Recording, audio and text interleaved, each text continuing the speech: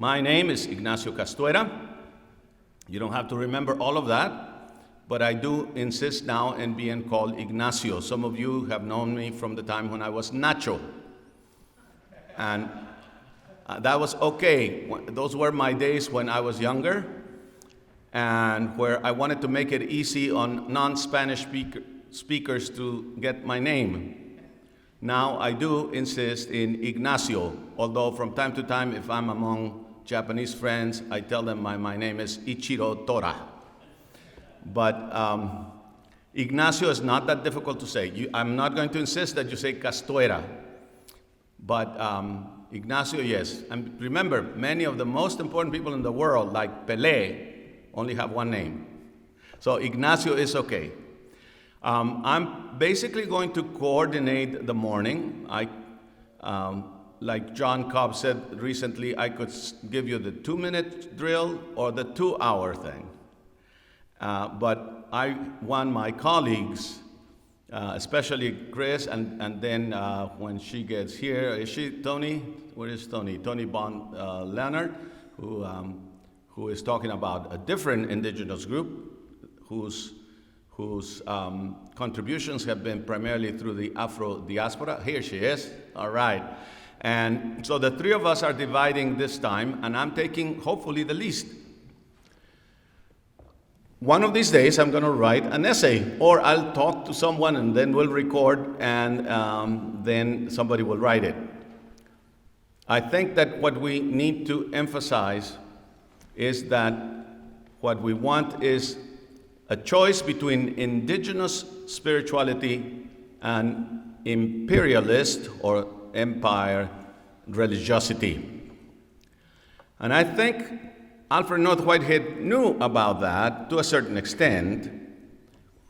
He did not live long enough among indigenous peoples, although if you look around, and I'll leave that up to my colleagues who have studied more specifically. You know, Chris specifically has a wonderful dissertation, so I'm not going to blend into that. But again, another proposition is that had he known more about indigenous cultures, especially in the Americas where he moved in 1925, then he would have gained respect for them and realized how much closer he was to them and their sense of spirituality and of philosophy. There's a recent book called Aztec Philosophy, in which the author defends the fact that what the Aztecs produced was indeed philosophy in the most technical sense. I ventured to say that in my dissertation between 1968 and 1970, when I wrote about Coatlicue, the mother goddess of the one of the mother goddesses of the Aztec world. And I said that the Aztecs were philosophers also. And I'm not surprised that this gentleman is now coming up with the same idea, because we both owe our ideas to León Portilla, who had the closest thing in terms of communicating with people who still remember a little bit of the spirituality of the Nahuatl people. But I'm gonna extrapolate from something that Whitehead did say to support my thesis that he already was a little aware of indigenous thinking, indigenous spirituality.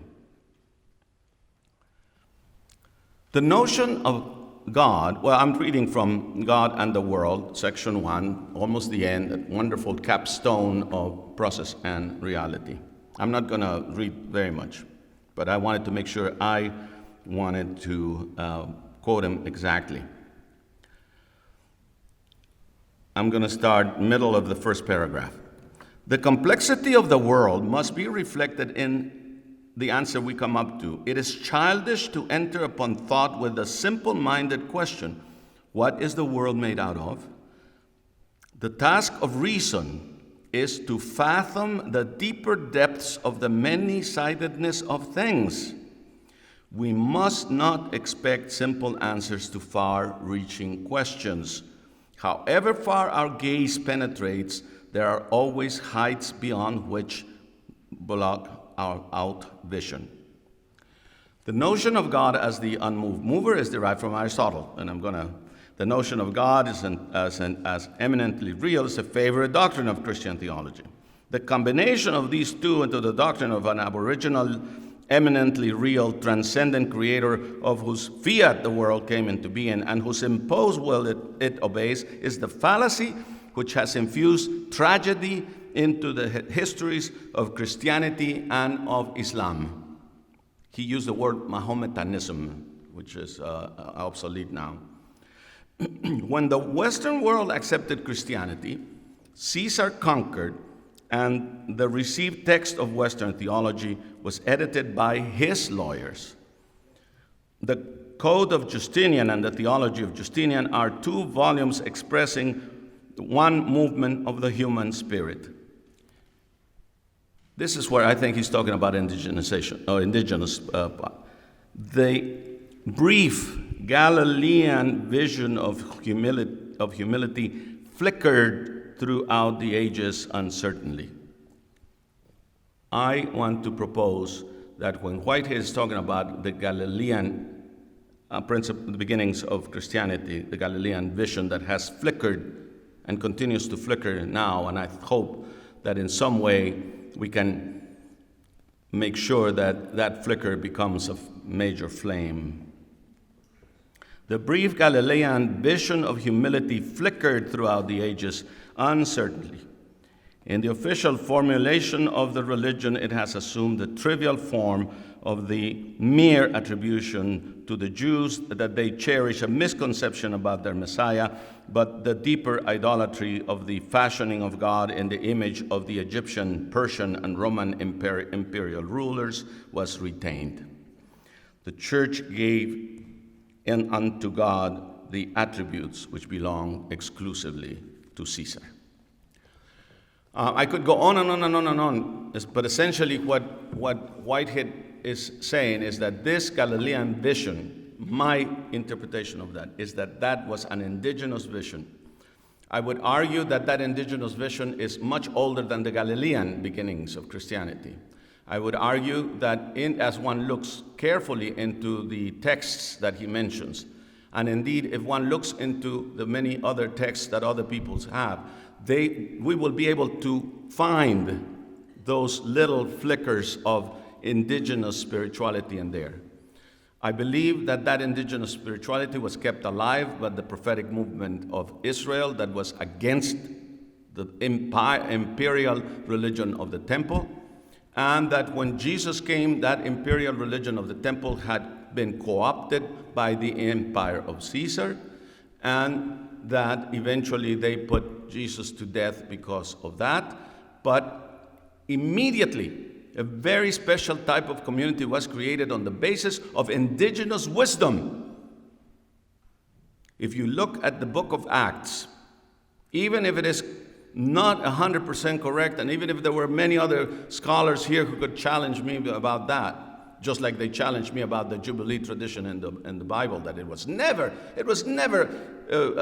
exercised. You know, what do you mean opening the jails and forgiving the debts and all of that kind of thing? If you look at the original people of the way, remember, they were called the people of the way until they moved to Antioch, and it's only in Antioch that they began to be called Christians. I submit to you that their behavior was reflective of an indigenous spirituality. They sold everything. They realized that they were really together, that what happened to one happened to all, good, bad, or indifferent. And so these incredible communities spread like wildfire, so that even before the first gospel was ever written, the community in Damascus was so big that Paul had to ask permission, had to ask a carte blanche to go and kill those Christians, not Christians yet, the people of the way. And whatever it is that happened between Jerusalem and Damascus, you could ignore it if you want to.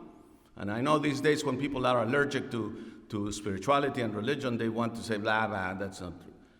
But give me another explanation for that fast growth of the people of the way movement that led them to be so strong that at least at the beginning, Judaism, the official imperial Judaism, saw them as dangerous and therefore as people they had to be done away with. Later on, of course, there's a coalition between Jews who see things a little in a different way, and then the people of the way just keep on growing and growing and growing until what happens? Constantine has this wonderful vision. Right? I think most of us know about Constantine and the kind of betrayal of the original thing. The flickering kept on going. It was too much of a temptation, for the bishop of Rome not to accept the privilege that Constantine was giving him. What very few people know is the additional steroids that were put later on when another group of European indigenous peoples was threatening. In the Carolingian Renaissance, Charles Martel and Charlemagne,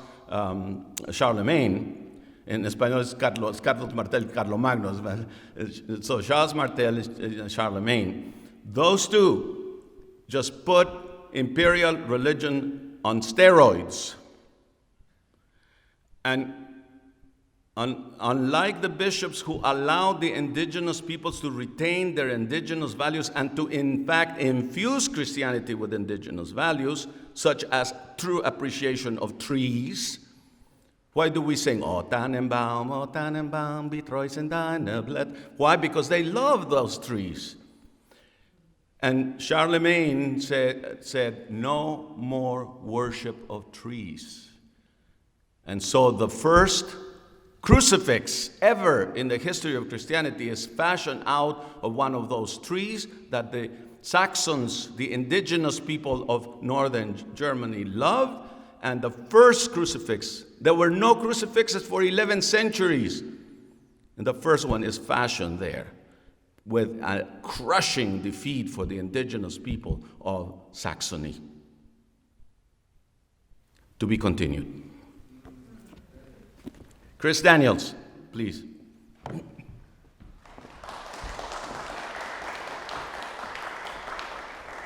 Ignacio, and I'm not going to try to pronounce his last name.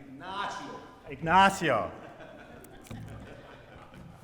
Well, Ignacio called me a couple of weeks ago and said, you know what, I only want to talk for about 15 minutes or so because otherwise everybody's going to get really bored with what I have to say. So I'd like you and Tony to come up and help me out with this. And after what we heard earlier today in this, like Ignacio is nothing but entertaining. I don't know how anybody could get bored with him. But anyway, what he wanted me to do was present some information and some points that I talked about a little over a year ago when we had sort of a pre-conference think session on what we were going to do in the Indigenous track. And so I presented a paper where I discussed potential problems involved in even getting Indigenous people here to have intercultural dialogue on the ecological mess we've gotten ourselves into. I posed the topic with a question: why should they bother? Considering the historical record of such encounters, why should Indigenous people bother to come to Claremont to once more attempt to explain what they've known for thousands of years? After all, although many of the major traditional ways, like Christianity, Judaism, Buddhism, and Western society in general, can be traced back a few thousand years, Indigenous traditions have lasted for tens of thousands of years, and by far have been shown to be far more successful at coexisting with the natural world than any of the later developments. Yet we've never taken what they've had to say seriously.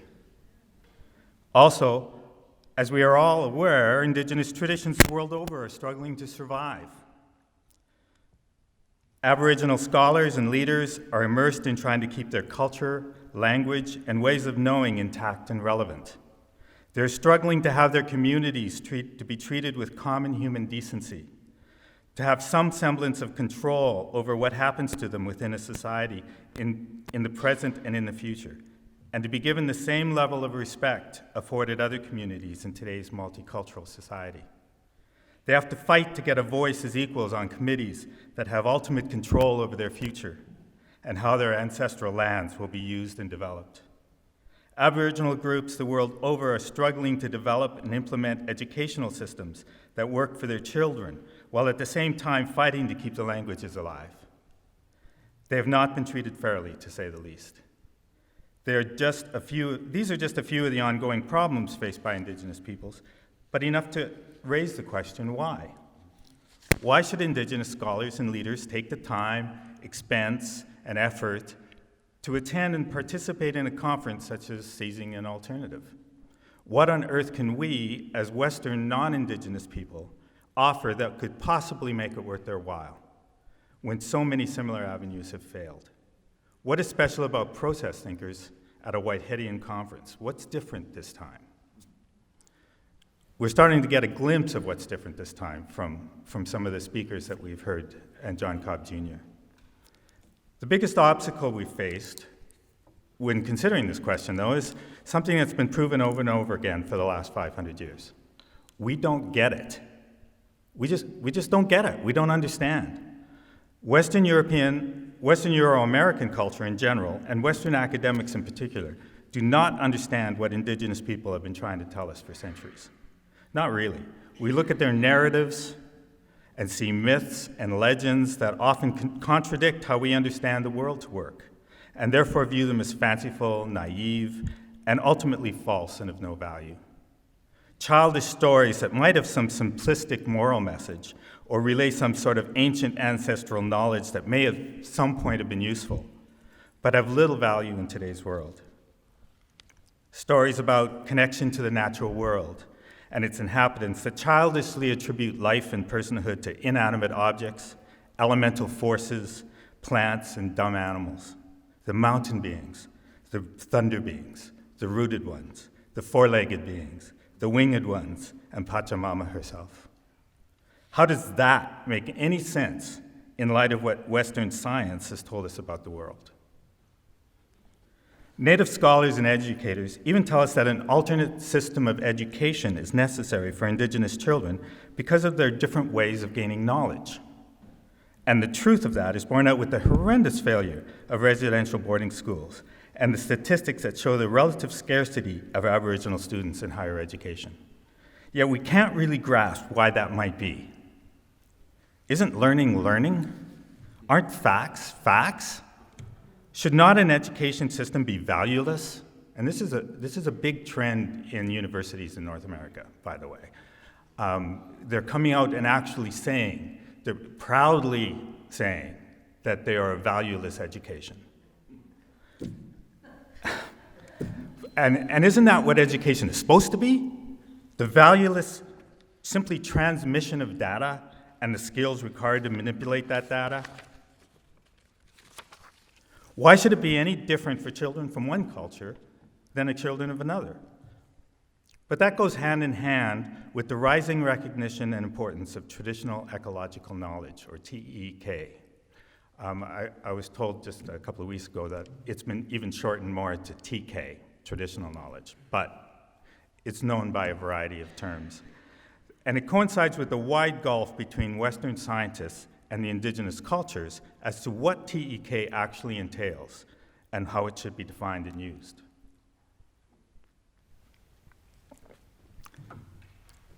Internal perceptions, sensations, emotions, and conceptions are crucial to Indigenous ways of knowing. Although external relations to the natural world, acquired through sense perception, through our eyes and smells and through our nose, are certainly important as sources of knowledge about one's immediate environment. It's often taken by non-native scholars to be the only source of legitimate information, which leads to much confusion and misunderstanding.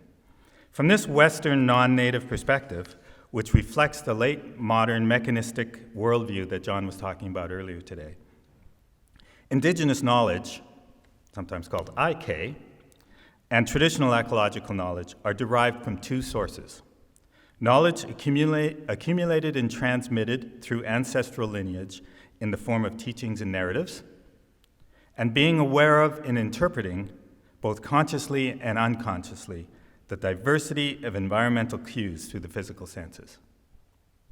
For instance, a typical definition of TEK might be, quote, a cumulative body of knowledge, practice, and belief evolving by adaptive processes and handed down through generations by cultural transmission, about the relationships of living beings, including humans, with one another and their environment. According to Anishinaabe scholar Deborah McGregor, the most commonly used and accepted definition of TEK in Canada is that of Martha Johnson, the former executive director of the Dene Cultural Institute in the Northwest Territories. A body, and this is what she says, quote, a body of knowledge built up by a group of people through generations of living in close contact with nature. It includes a system of classification, a set of empirical observations about the local environment, and a system of self-management that governs resource use. So that's the most widely used definition of TEK by corporations and the government of Canada, according to McGregor. But I think that here are clear examples of what Spivak calls epistemic violence that the dominant colonizing society has done to indigenous ways of knowing. In this context, it can be best understood, as quoting from Joanne Sharp, that, quote, the violence done to ways of knowing and understanding of non-Western indigenous people, unquote. Western modes of thought, whether religious, scientific, philosophical, economic, or political, become, quote, universalized to the extent that they're often seen as the only way to know. Other forms of understanding and expression are then marginalized and seen as superstition, folklore, or mythology, unquote. Regardless of how the indigenous cultures themselves understand or describe their ways of gaining knowledge, definitions are invariably framed within the conceptual and language structures of the dominant Euro-American narrative, thereby making the Western scientific method the standard against which TEK is evaluated. One of the major differences between this perspective and the indigenous view is that this body of knowledge is something that can be separated from the lived experience of the people and remain useful and relevant. As McGregor says, TEK is not just knowledge about the relationships with creation, it is the relationship with creation. It is the way that one relates, unquote. It is action-oriented in a participatory manner and cannot be separated from the people or the land from which it springs without doing violence to that knowledge and the relationships inherent to the knowledge and the people themselves. These non-native definitions emphasize the transmission and accumulation of knowledge through the external spatio-temporal relationships with the natural world and biological ancestors, which are certainly an important part of culturally derived knowledge systems. There's no question about that. But they say nothing about the fundamental relatedness recognized in a radically relational paradigm. Indigenous knowledge, or IK, itself defies categorical definition because of its very nature, in that different environmental locations and conditions result in different relationships, and therefore different particular strategies in acquiring and accessing knowledge. Any attempt at identifying particular instances of Indigenous knowledge must inherently be tied to the people involved and their own particular relationships with the land and the wider universe. Indigenous knowledge, therefore, is unique to each given culture and acquired by the local people through daily experience with particular land and environment. Conversely, non-native TEK methods consist of separating the people from their knowledge, so it can be documented and categorized in standard Western research structure as data and statistics, thereby destroying the Indigenous context altogether. Quantifying Indigenous knowledge as an isolated thing in this matter cannot help but do epistemic violence to Indigenous cultures.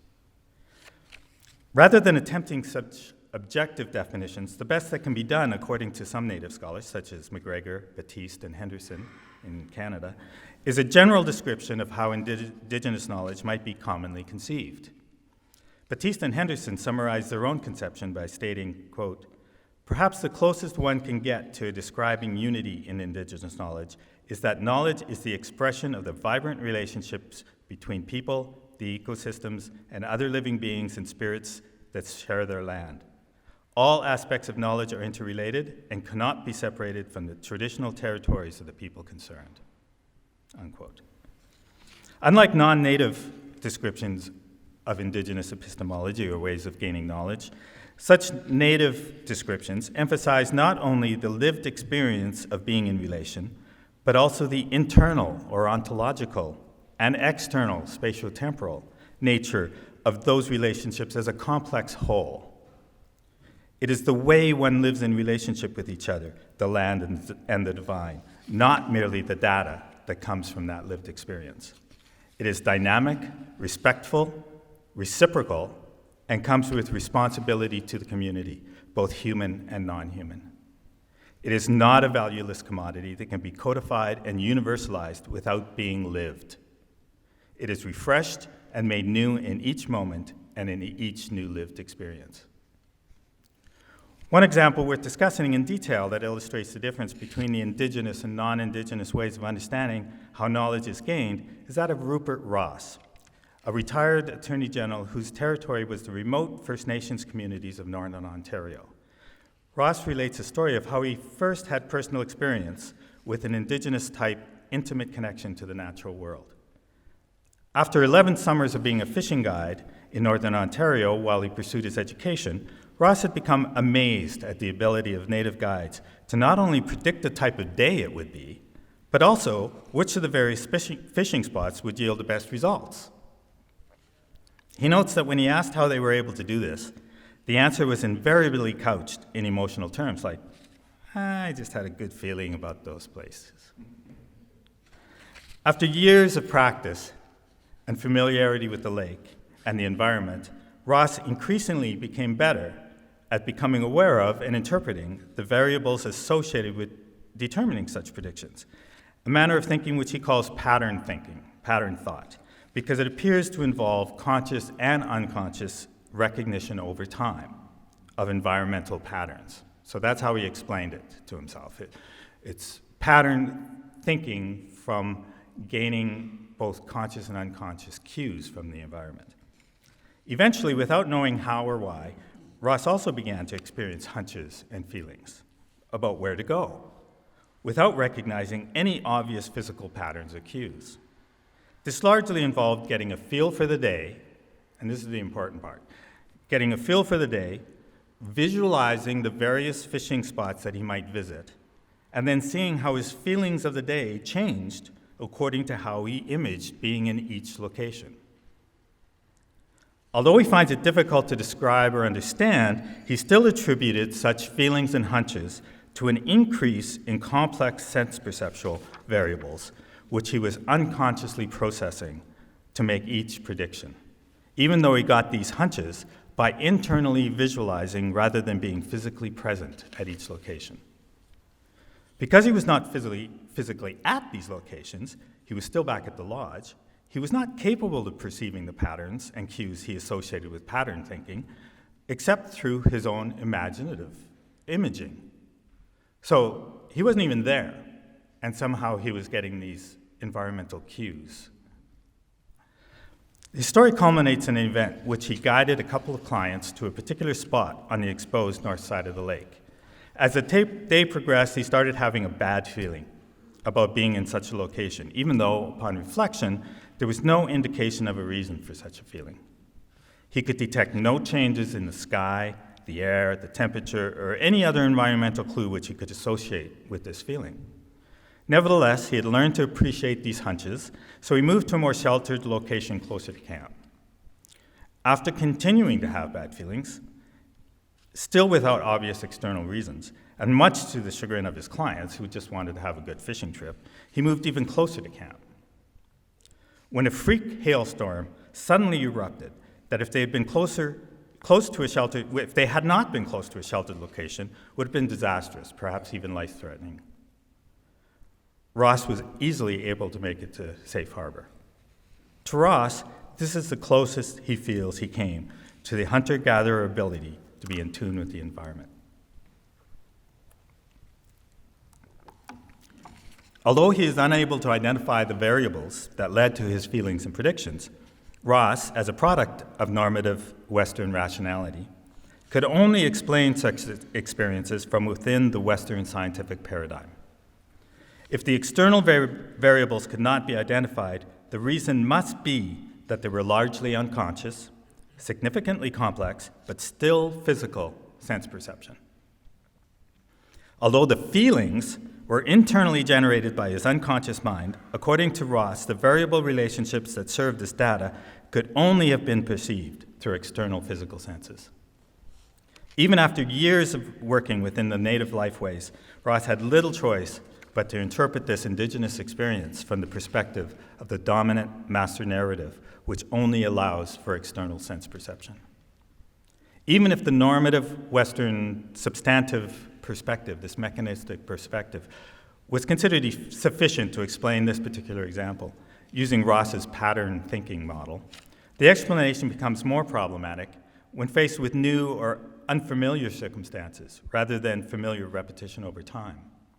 A case in point is one Ellen Boloski refers to that was set up to provide data on how the Inuit are Canada's northern First Nations, the Inuit, how they construct knowledge. Boloski, who worked as a research associate for the Arctic Institute of North America, has argued that the two forms of gaining knowledge, Western scientific and Indigenous, are in unnecessary conflict with each other in a way which is detrimental to both cultures.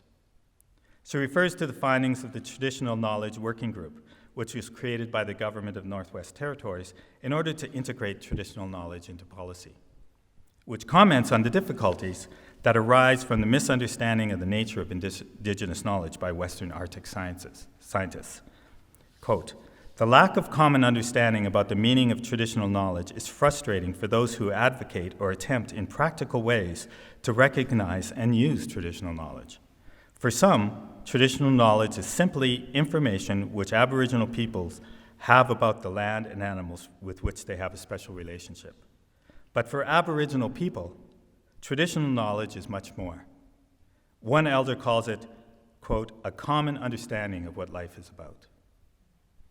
And in our track, we're going to hear someone talk later this weekend about what living as a human being is about in this sense. Coyote will be speaking to us about that. The particular circumstances of the study were in 1953 and 1955, when the Government of Canada resettled Inuit into an unfamiliar and uninhabited environment. Such a circumstance allowed no past knowledge of the local environment to be helpful or relevant. In a simple yet enlightening example, she describes how one hunter was asked how he had figured out the location and movements of caribou herds in this unfamiliar territory. He looked at her rather oddly and said, "Because we are Inuit, we can do that." This is typical of how Indigenous people themselves understand their ways of gaining knowledge differently than do the Western scientists. Implied in the hunter's response in Boloski's article is that such knowledge involves more than simply information which Aboriginal people have about the land and animals with which they have a special relationship, as important as that is. The Inuit, in this case, had no opportunity to physically investigate the land and animals sufficiently to make an assessment. From an Indigenous perspective, it was the Inuit ability to become aware of the internal or spiritual connection to the land and animals that allowed the hunter to intentionally gain information directly, thereby knowing the location of the caribou. As this example illustrates, the disparity between how Native cultures view traditional knowledge and how it is understood by Western culture is made strikingly clear in Canada's northern regions. Corporations that are applying to exploit areas' resources, whether through mining, logging, or oil development, often have to conduct a study which involves the TKK of a local First Nations community, which they then gather and use without ever having again to consult with the people they obtained it from. This, of course, not only directly contradicts how such knowledge is understood by Indigenous people themselves, but also commits what Whitehead refers to as the fallacy of misplaced concreteness and simple location. It reifies knowledge, it makes knowledge, boxes knowledge into a thing by assuming the concreteness of something that is actually conceptual, and also assumes that it endures unchanged in different spatial and temporal contexts. For hundreds of years, Indigenous people have been trying to contribute their wisdom on how to live in relationship with the natural world, and they continue to do so. Some of them are here this weekend to do just that again. And for hundreds of years, we generally haven't got it. Certainly, some of us have tried. I'd even suggest that there are those that have legitimate Indigenous experiences of their own with the natural world, but because their own ancestral Indigenous roots are too far in the past, they have legitimately and understandably turned to current Indigenous traditions for the proper protocols and how to respectfully and reciprocally deal with such experiences. Those are the few that might actually get it. And I know of such. A couple of them are present in the Indigenous track this weekend as well. But the rest of us don't get it the same way. And it's often difficult to tell the difference between those that are honorably on that committed path and those that are doing it for exploitation, personal financial gain, or simply are on a fragmented New Age-style quest that changes with each new weekend workshop. I'm sure everybody here knows of those. Western academics and well-meaning laity have continually appropriated anything possible from Indigenous cultures that they think might help gain value from the natural world, hopefully without paying too high a price or having to actually give something back. Because we don't really understand it, we also do not understand the consequences of such a one-way appropriation.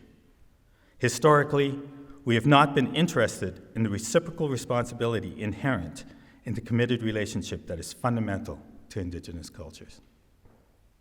However, that also addresses the why question posed earlier. Why bother participating in this conference? What's the difference this time? The answer is simple.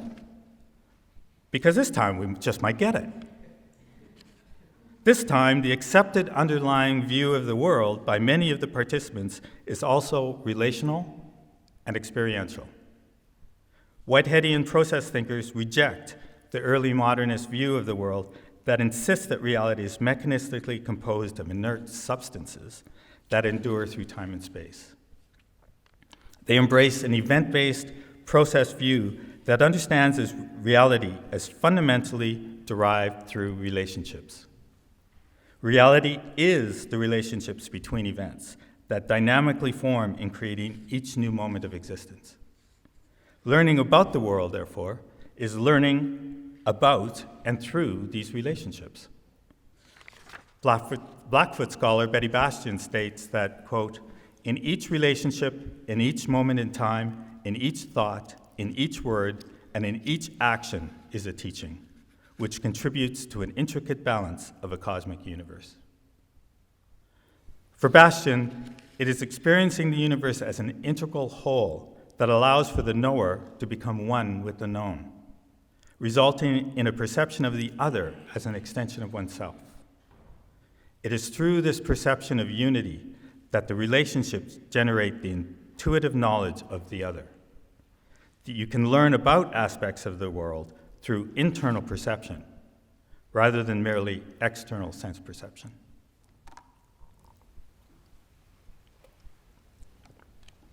From a Whiteheadian perspective, and those in my track might get really tired of me saying that over the next few days, I kind of view that to a certain extent as my job here.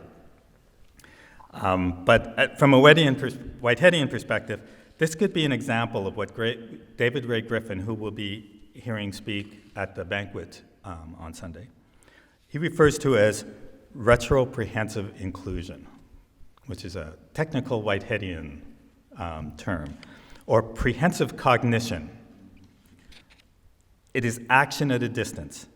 It's becoming cognitively aware of what Whitehead calls prehensions, from apprehending, derived from the word apprehending, prehensions, which are the primary mode of perception of all entities.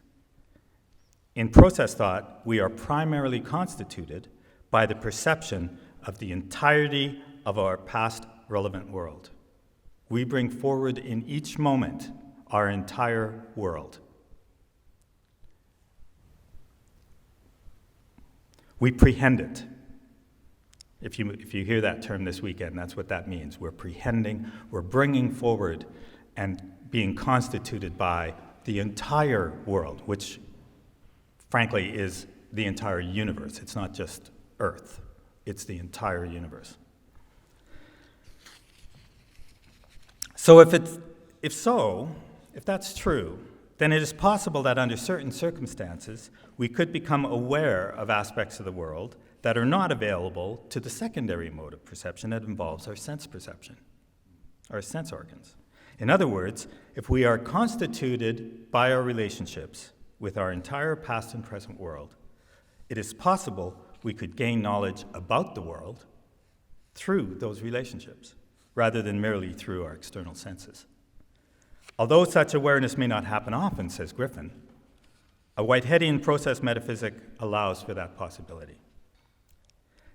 Although Whitehead's philosophy may allow for it, this view is certainly not being accepted by all process scholars, such as Donald Sherburne, for instance.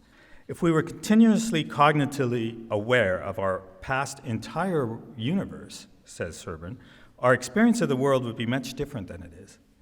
We would all be consciously aware of both what was happening in places other than when and where we were, and what would likely happen in the next moment. Vehicle accidents alone provide evidence to the contrary of that. But Griffin says that just because we're not continuously aware of such perceptions doesn't mean they don't happen. He admits that the overriding intensity of sense data that we are bombarded with would usually preclude such awareness. However, if one was able to focus attention away from sense data, and with the help of creating sympathetic relationships with the world around us, such awareness would be far more probable. Cobb's response to Sherburne was that it seems that people often do have these experiences, understanding them as intuition or divine guidance. I would suggest that the altered state of consciousness inherent in meditation, prayer, trance, ceremony, sacred dance, visions, and dreams, all of which are vital to indigenous traditional ways, is ideal for the focused awareness that may facilitate such uncommon ways of gaining knowledge. This relational way of understanding the world puts a whole new perspective on the wisdom that indigenous people have been relating to us for centuries. It helps us to understand why indigenous education requires a completely different model of how to teach than is currently popular in the dominant society. Within such a model, education is far more contextual and experiential. It is value-laden coming to know, rather than memorization of dead facts that cannot effectively be relevant in the constantly changing world of a process relational view of reality. This relational way of understanding allows for more sensitivity toward the ancestral land claims and the importance of sacred sites that require ceremony and ritual to renew and strengthen the relationships indigenous people have with the natural world. If indigeneity is about connecting to the divine and the wider universe through the land, as I would argue, and will argue later in the week, then in a relational world, identity creation is bound up with where and when one lives. Severing ties to a particular land base severs the connection to one's own identity as an integral and interconnected part of the community, the world, and ultimately the divine. Although all land is considered sacred due to divine immanence, sacred sites, which for centuries have hosted ceremonies and ritual to establish and renew the alliances, compacts, and what Griffin calls sympathetic relations, can be better understood as unique places in which such relationships are more intensely relevant, to use Whiteheadian process language. Without renewal at these sites, awareness of such critical relationships may fade. The narratives, songs, and stories take on new meaning, as does the mythic imagery that represents the ways of knowing embodied in these narratives. Such sympathetic reference incorporates knowledge gained through reflection on information gathered through the primary mode of perception, one's relationship with the world and the divine, rather than merely through the secondary mode of our sense perception, as important as that is. These two methods of gaining traditional knowledge can be understood and accepted as a unified whole, rather than unnaturally prioritized. One is legitimate, the other is naive fantasy. It also illustrates the importance of the contributions Indigenous wisdom can make towards the ecological civilization that is necessary for the survival of the planet. In fact, it puts into perspective scholars such as Jeanette Armstrong, who unfortunately had a family emergency and won't be meeting with us this weekend. But her call for re-indigenization of the entire human race, not just our Aboriginal nations. We all have Indigenous roots if we look back far enough. My own Saxon and Celtic Indigenous connections were compromised a couple of thousand years ago by Charlemagne, but existed nonetheless. As Armstrong, Bill Pfeiffer, Jackie Daniels point out, to save the planet, we all need to renew the relationship to the earth that we all once had, but is now only held in the hands of those who live in a traditional Indigenous way. We need to widen the definition of what it means to be Indigenous to include the potential all people have for re-indigenation. I just want to finish up with one more little story example. Cree elder fishwoman, or Pauline Johnson, tells a story about her lineage, about how the sacred pipe came to the First Nations. At first, Creator offered it to all four of the human races, the white, the yellow, the black, and the red. The pipe was a way for the people to unify the relationships of all the directions and communicate more directly with the great mystery. However, this offering was only taken up by the red race. Fishwoman says that although the other three races rejected it at the time, the red race honored Creator's gift by holding the pipe ready for the other races to take up when they were ready to come together in a good way. She feels that because of the state of the world today, perhaps now is the time that the pipe and the ancient wisdom it represents is once again made available to all the races of the earth. It's now critical for survival of the planet that the Indigenous wisdom and ways that have been held for so long by First Nations people throughout the world are passed on to all peoples. But it's just as important that we are able to accept and understand such a gift and reciprocate in an appropriate way. Perhaps most applicable to this conference, acceptance of such a relational worldview allows for Indigenous people to participate in intercultural dialogue and encounter as equal partners. The obvious and significant parallels between process thought and the Indigenous worldview answers the question why, because it's in a unique position to get it, to finally understand and help move forward the wisdom Indigenous peoples have been offering. In a very real way, seizing an alternative toward an ecological civilization is not merely accepting the Whiteheadian view of understanding reality. It's the re-indigenization of humanity so that we can finally understand and implement the wisdom of our current Indigenous peoples and our past Indigenous ancestors. We all need to make decisions that keep in mind the 7 generations that have come before and the 7 generations that come after. Thank you.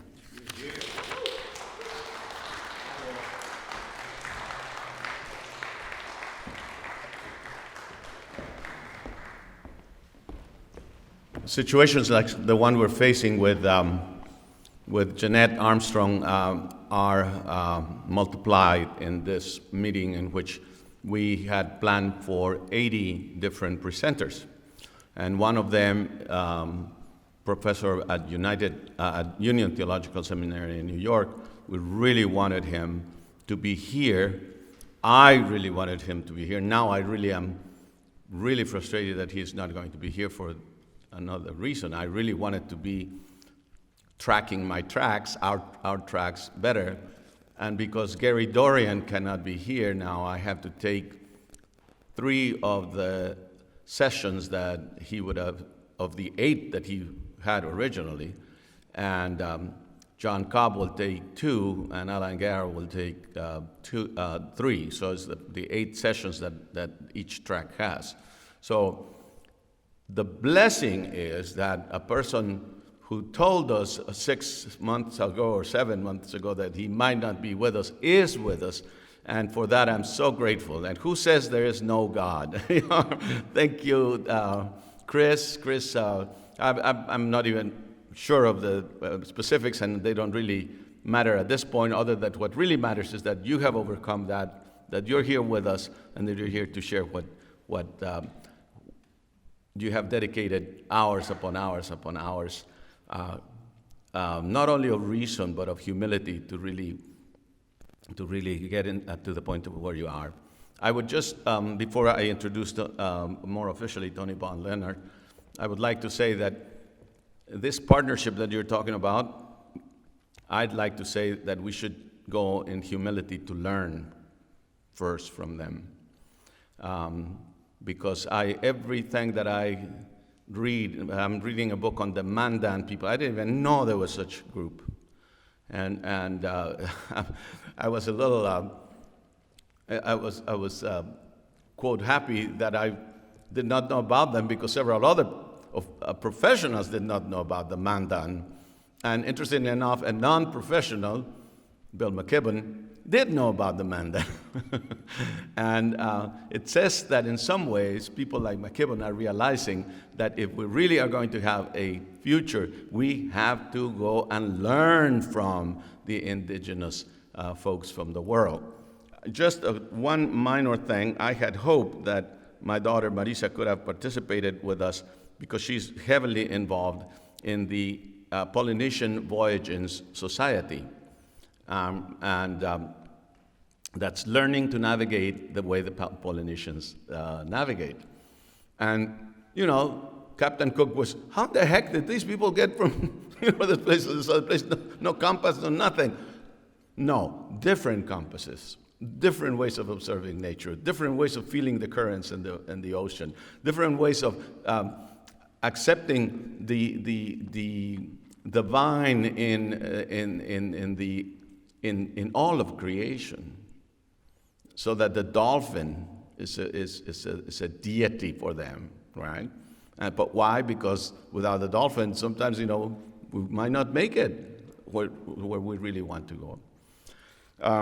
I just read a little bit of what my daughter, and I am extremely, I'll say it, I'm proud of my daughter. She had a very good business, and she still has the business, but she doesn't do much with that.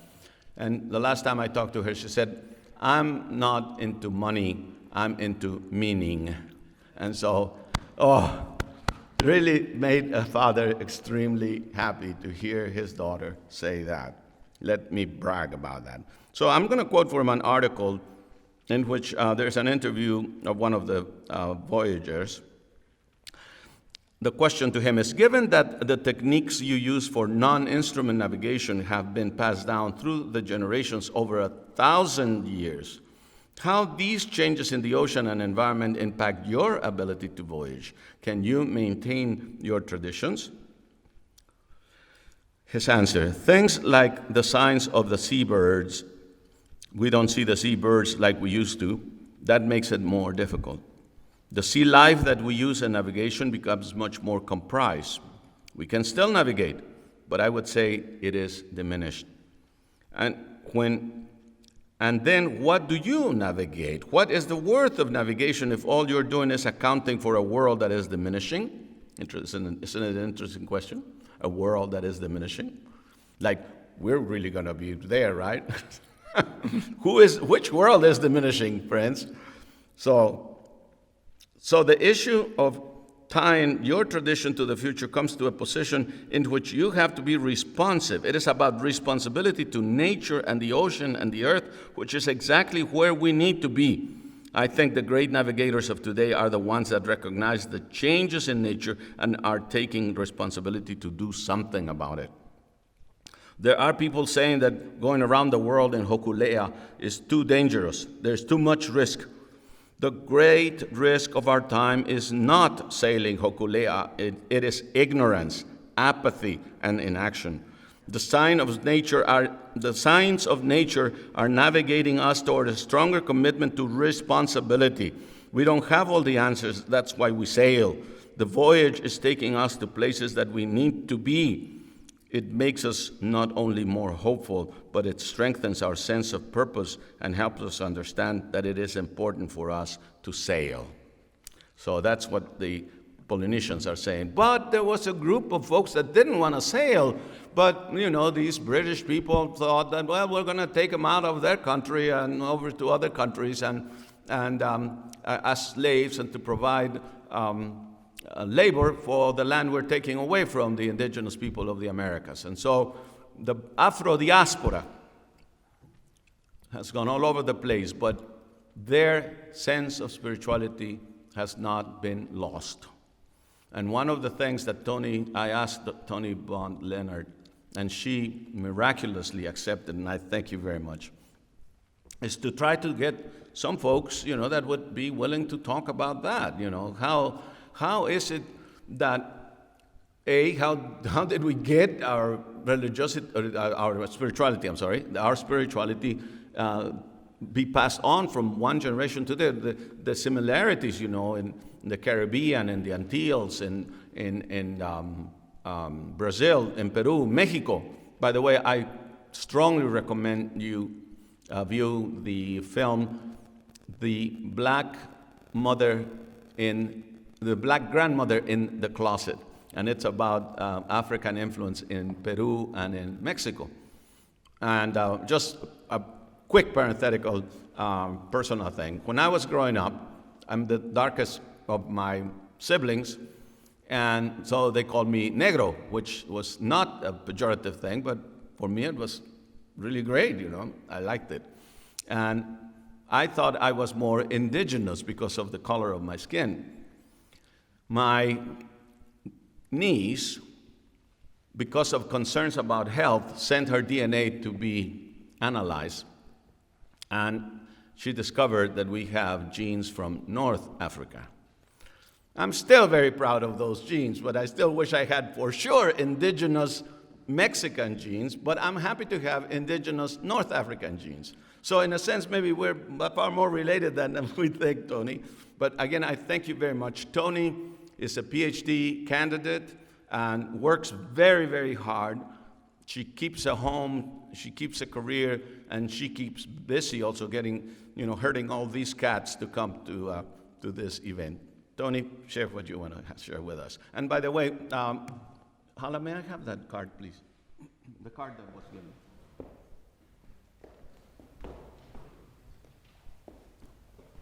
Somebody already discovered a typo, and we need to make a note of that. The Buddhist track is meeting in Avery 201, not 202 as printed. So if you are interested in the Buddhist track, then please make that correction, okay? And so please help me welcome Tony Bondenner.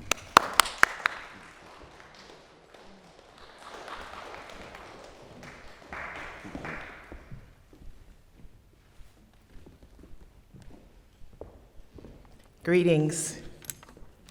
Thank you so very much, Ignacio, for that warm welcome. Thank you for inviting me to be a part of this conference. I am very clear that I am but a very small voice in what needs to ultimately be a much larger voice about the contributions of Africa and indigenous African wisdom to the conversation about what it takes to create an ecologically sustainable environment. I'm going to start a little bit with about my spiritual location. I am a woman of African descent who acknowledges the Christian UCC denominational roots of my maternal family, my mother, my grandmother, my great-great-grandmother. And I am also a student of indigenous African spirituality, a form known as Ifa. That is the tradition of the Yoruba people, and I say that to make it very clear, the religion is not called Yoruba. Yoruba is the name of the people. who come from Nigeria, specifically the area of the Benin Republic, southwestern Nigeria, and Togo. And the reason, and some people say, well, why do you split your spiritual tradition? For me, it's not a split, it's an integration. I acknowledge my Christian spirituality as a way of acknowledging the spirituality, the spiritual tradition of my mother and my grandmother and my great-great-grandmother, recognizing that that was their tradition and that is a part of me. I'm a student of Ifa because I recognize that that is a part of me as well, and unfortunately is a part of my spiritual tradition that I was denied owing to colonialism and the transatlantic slave trade. So both of those are within me. And I really appreciate, Chris, how you made your remarks and the way in which you made them when I think about the value of indigenous wisdom and spirituality, even the way that this plenary session has kind of shaped itself. We started with your remarks, Ignacio, and we continued with yours, Chris, and you talked about why indigenous people would even want to come to a conference like this and have this conversation and the problems that are inherent when we talk about bringing indigenous people to have this kind of conversation. And I want to continue on that track you were on and talk about the possibilities and talk about the value of indigenous spirituality and wisdom. First, let me say, if we were having an actual Ifa ceremony, we would have started with what we call mojibar, or the pouring of libations, to welcome the ancestors into this space as we have this conversation, and to acknowledge those who have went on before us and the work that has went on before us, and to get their permission to even have this conversation. But I've said it, so that'll have to suffice. Indigenous cultures have long understood the unique connection to and relationship with nature and the divine. Eco-womanist activist, scholar, and author Layla Phillips offers that what is needed, quote, is a social change perspective based on a holistic perception of creation encompassing humans and all living organism, plus the non-living environment and the spirit world. She goes on further to offer that what is needed is a framework that is healing and honors a collective human, environmental, spiritual superorganism through intentional social and environmental rebalancing, as well as the spiritualization of human practices. Like eco-womanism, indigenous African spirituality acknowledges the interconnectedness of the earth, humans, and the spirit world. It also recognizes how human greed and mass consumption have collectively contributed to the degradation of the environment. The indigenous African spiritual tradition, known as Ifa, offers humanity an ecologically and theological framework for restoring the human environmental spiritual balance. The spiritual foundation of Ifa rests upon three pillars: the Orisha, which represents aspects of nature; ancestral worship, the primary channel through which knowledge and wisdom is gained and a way to honor the departed; and divination, a systematized way to foresee into the future, to divine one's path and destiny. Like eco-womanism, the nature-based aspects of Ifa are closely tied to its precepts of communality and relationality. For example, two tenets of Ifa are that one must never initiate harm to another human being or the universe of which you are part of, and that the spiritual, mental, physical, and emotional realms of our existence must all work together in harmony and balance. At the heart of the Ifa tradition is the belief that Olodumare, or the Supreme Being, is in all things, and we are part of Olodumare. Olodumare is considered to be the supreme being that is the essence of all living and inanimate things, and there is no separation between human beings, nature, and the earth. Ifa recognizes the interconnectedness and interdependence of all existence through Olodumare as the life force. As humans are connected to and depend upon each other, there is a corresponding connection between even the rock, water, the tree, and all forms of existence, non-human, human, and matter, and that they all have the common thread of the life force of Olodumare. This universal view of interdependence and relationality upholds a much broader perspective of the divinity of all forms of existence and supports the tenet of not committing acts that would harm the universe. The term Orisha itself combines aspects of the human consciousness with the divine consciousness. The Yoruba word Ori means the human consciousness embedded in human essence, and the word Sha expresses the ultimate potentiality of that consciousness to enter into or assimilate itself into the divine consciousness. There are 8 primary Orishas, with each Orisha representing some aspect of the universe, nature, and life force. For example, as an Orisha, the expanded definition of Ori includes the head or the apex of all things. Obatala, an Orisha, is considered the father of all Orishas and represents the mother of human form on earth. One of the most powerful Orishas is Eshu Ilegwa, also known as just Eshu. Eshu represents the energy through which all things must travel. Eshu is the holder of the Ashe, or the creative potency of the Orisha, the essence, the life force, the power. No request of the Orisha or actions can be taken without first consulting with Eshu. As the messenger or emissary of Olodumare, Eshu carries forth the sacrifices and offerings to the other Orishas, as well as must be one of the recipients of any offering made. The Orisha known as Oshun represents the divine nature of the rivers, the divine source from which clarity flows. Oshun's waters represent healing forces as well as sensuality. She is also the Orisha of fertility and the source from which feminine divinity flows. Ogun embodies the element of iron and represents force and strength. He is called upon to clear the way of any obstacles in life.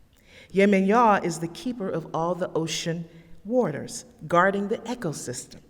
Like Oshun, Yemoya has a fertility aspect in that she also represents the amniotic fluid that protects the child in the mother's womb. Oya, my Orisha, and in the Ifa tradition, my name is Ifa Lola. Oya is the Orisha that we say sits on my head. And Oya represents the continuously changing energies of the universe, as both the keeper of the cemetery and the atmospheric elements like wind and hurricanes. Oya further represents rebirth of all things, acknowledging the correlation between death and birth. Finally, there is the Orisha name known as Shango. Shango is also considered to be a very powerful Orisha. A warrior, Shango can represent both feminine and male energy, having the ability to transform him or herself as well as other substances. Olodumare oversees the power of each of the Orishas as they represent the divine elements of the Supreme Being. As Ifa priest and Babalao Baba Ifa Karate notes, the Orishas are personifications of Olodumare, and their nature-based attributes are a vehicle to God consciousness. This God consciousness is central to the understanding of the delicate balance of the universe and human beings' role in maintaining that harmony. Another important element of note within the Ifa tradition is the role of women. Contrary to some of the hegemonic practices of Western religious traditions, some of which have been embraced by some indigenous cultures, the above descriptions clearly show that female Orishas are not subordinate to male Orishas. In fact, that Shango holds both male and feminine energies highlights the importance of both energy sources. In addition, Shango supports the concepts of interdependence and interrelationality, as both masculine and feminine energies are vital to this Orisha's existence in the divine universe. The peaceful coexistence of the masculine and the feminine deities further highlights the important concept of wholeness within indigenous African spiritual traditions. The duality embedded within Western theories and theologies creates a dualism between humans and nature, opening the way for the conflicting interests between life forms and the planet. Black womanist theologian Karen Baker Fletcher points out that the forced separation from the African continent of Black people disconnected them from their relationship to the land. She further posits that this separation has led to the nihilism and despair in Black communities. Indigenous African spirituality and wisdom embraces the interconnectivity of all forms of existence, drawing upon, in many respects, Eastern concepts of mindfulness in human interactions with the earth and universe. The practice of appeasing the Orishas through sacrifices and offerings that come from the earth again highlights the interrelationality and interdependence of all matter. Like humans, the Orisha requires sustenance from the earth. This places Orishas and humans in a communal relationship where they depend upon each other for their very existence. The concepts of interrelationality, humans' relationship with the earth and other forms of life, predates the colonial environmental history of Africa and remains a vital part of traditional African land use practices of spirituality and life. While it is important that we not romanticize indigenous African tradition in ways that make us blind to the aspects of some of the traditions that are disaffirming of women and girls, environmentalists and movements working to create a sustainable civilization must challenge themselves to move beyond what seems to be a deeply ingrained thinking of the continent of Africa as merely the colonized victim with only the environmental historiography that began after colonial capitalism and the transatlantic slave trade. Rather, Africa's environmental history and African peoples' deeply rooted forms of wisdom and their relationships and connections to God, the earth, each other, animals, and other forms of life have a pre-colonial existence that makes the continent a natural and vital partner in any efforts to create an ecologically sustainable planet. We would do well to remember that Africans brought their own indigenous knowledge and wisdom about what it meant to be in relationship with the rich soil, plant life, and animals of the African continent with them, and applied that knowledge and wisdom as they were forced to work the fields of slave plantations. In the track of that will happen over the course of the weekend, we're going to talk about the important role of the contributions of Africa and the people of African descent and the continent as we talk more about global sustainability. We're also going to spend some time examining why people of African descent, their wisdom, and the entire African continent continue to be left out of the conversation in meaningful and intentional ways, and why oftentimes it seems as if we're the afterthought to the conversation. We will not only talk about issues of environmental justice, but we'll also look at where do issues of reproductive justice, economic justice, and other social justice issues form an important intersection that expands how we think about what it means to create an ecologically sustainable planet. We can't have the conversation about what it means to be environmentally sustainable if we don't have the conversation about what it means to help women control their fertility and also fight against forms of population control that are reproductively oppressive. Our conversations will bring to the fore strategies that honor the wisdom of indigenous African spirituality in ways that can put forth what works and honors all human beings, while at the same time leaving open the space to look at some of the traditions through this non-romanticized lens and offer some healthy critique about what holds possibilities for being destructive to an ecologically sustainable environment.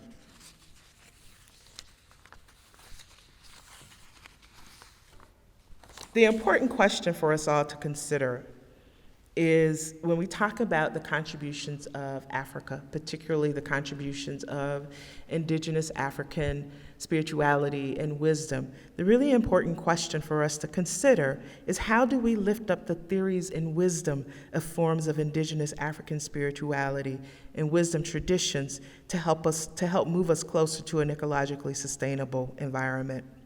And as Ignacio said, we first have to go learn, but we also have to be more intentional in that invitation. We have to intentionally invite that knowledge and wisdom into our discourse in the spaces where we are developing strategies and where we are working to put forth those strategies. There's great similarity in what we are trying to do, those of us working in terms of trying to create an ecologically sustainable planet. There's great similarity between what we value and the precepts and tenets of many forms of indigenous spirituality and wisdom. While forms of indigenous wisdom may not be the ultimate utopia, they offer us mindfulness and compassion as central tenets. They offer us ideas and thoughts about ethical actions towards humans and the planet and what that means and what that could look like. And I believe if we can just embrace some of those precepts and tenets from indigenous African spirituality and wisdom, humanity can really begin to move closer to eradicating not just environmental racism, but cultural racism, poverty, globalization, mass overconsumption, and take just one more step closer towards a sustainable environment that sees the inherent value of all forms of existence. And so I hope many of you will join us in that conversation over the weekend as we talk about what are the contributions of Africa and indigenous spirituality and wisdom. Thank you.